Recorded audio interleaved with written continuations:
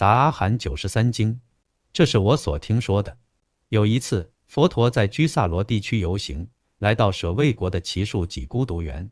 当时有一位长身婆罗门举办了一场极其奢华的大会，他牵来700头特牛排成行列，并拴在柱子上，还有公牛、母牛、水牛和羊羔，甚至各种小动物都被捆绑起来。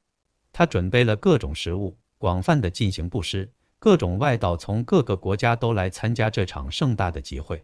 这位长身婆罗门听说沙门瞿昙从居萨罗地区游行，来到了舍卫国的祇树给孤独园。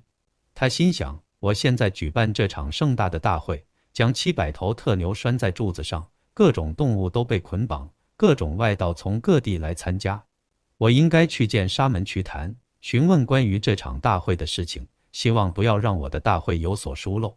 想到这里，他乘坐白马车，年轻的婆罗门前后拥簇，举着金柄伞盖，手持金色水壶，离开舍卫城，来到世尊面前，恭敬地问候。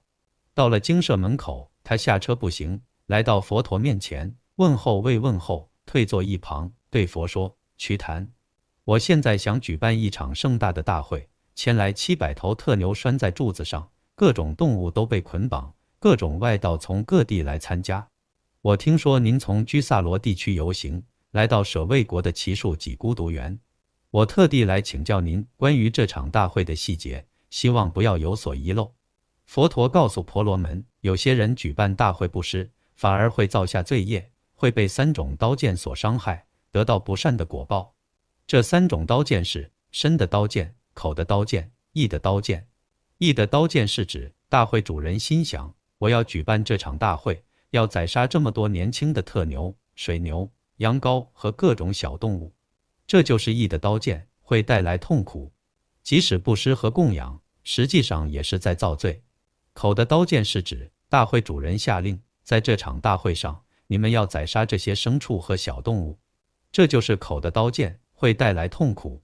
身的刀剑是指大会主人亲手伤害和杀害这些牲畜和小动物，这就是身的刀剑，会带来痛苦。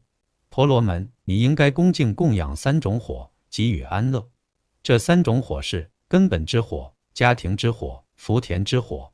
根本之火是指善男子用正当方式获得财富，勤劳工作，奉养父母，使他们得到安乐。家庭之火是指善男子用正当方式获得财富，供养妻子、亲属、仆人和客人，使他们得到安乐。福田之火是指善男子用正当方式获得财富，供养那些能够调伏贪、嗔、痴的沙门和婆罗门，帮助他们建立福田，未来可以升天。佛陀还说了一首偈语，根本与家庭因供福田火，这些火增长，充满安乐。无罪乐世间，智者往生彼，如法财相会，供养所应养，供养应养故，升天得名声。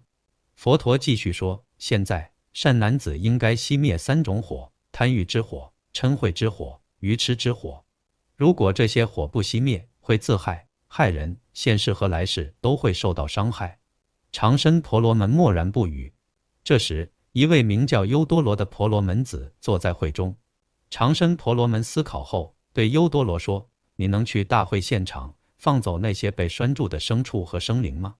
告诉他们。长身婆罗门说：你们可以自由地在山林野地吃草、喝水，享受自在。优多罗遵命去做了。世尊为长身婆罗门详细讲法，开示、教导、激励、欢喜。最后，长身婆罗门当场明白了4圣谛，证得了法眼。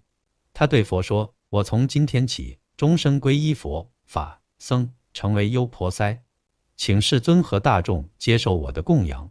佛默然同意。长身婆罗门为佛陀和大众准备了丰盛的斋食。长身婆罗门知道佛陀接受了邀请，向佛陀作礼，又绕3匝后离去。回到大会现场后，他精心准备了各种美味佳肴，布置好座位，派人请佛。时间到了，请圣者知晓。世尊穿好衣服，拿着钵，被大众围绕，来到长身婆罗门的大会场所，在大众前就坐。长身婆罗门亲手为世尊供养各种美食。用餐完毕，佛陀洗漱了钵，另外铺设了一张低矮的座位，在大众前端坐倾听。这时，世尊为长身婆罗门宣说了种种法义，开始教导、照亮，使其欢喜。随后，从座位起身离去。这段经文展现了佛陀慈悲、智慧的传法方式，以及长身婆罗门从一个举办血腥祭祀的婆罗门，转变为虔诚的佛教徒的过程。佛陀通过理性的对话和深入的开示，帮助对方认识到暴力祭祀的过错，并引导他走上正确的修行道路。经文的核心教义包括：一、批评盲目的祭祀和暴力；二、提倡慈悲和正当的供养；三、强调内在的精神修养重要性；四、通过理性对话引导人们改变。